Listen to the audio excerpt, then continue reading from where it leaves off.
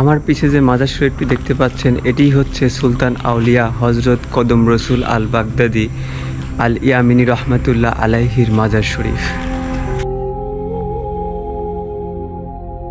এটিই হলো সুলতান আউলিয়া হজরত কদম রসুল আল বাগদাদি আল ইয়ামিনী রহমাতুল্লাহ আলাইহির মাজার শরীফ।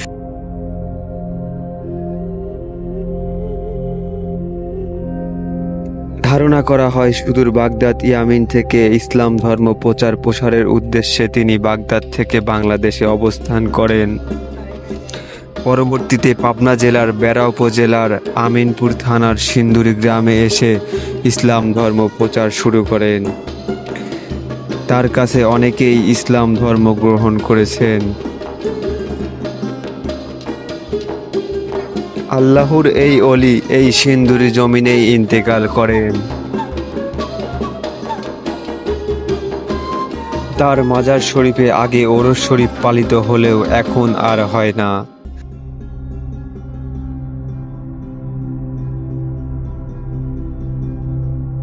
আশপাশের এলাকার বিভিন্ন ধর্মাবলম্বী মানুষজন এই মাজার শরীফটিতে আসেন তাদের মানত পূরণ করতে।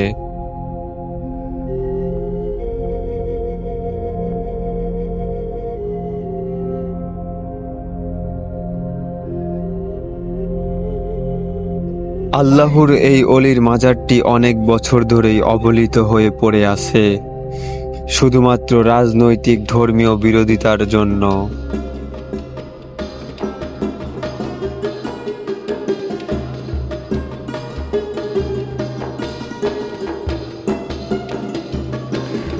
এই মাজার শরীফটির সাথেই রয়েছে একটি জামে মসজিদ, যেখানে নিয়মিত 5 ওয়াক্ত নামাজ আদায় করেন আশপাশের এলাকার মুসল্লিগণরা। এবং মাজার শরীফটির সামনেই রয়েছে একটি ঈদগাহ ময়দান।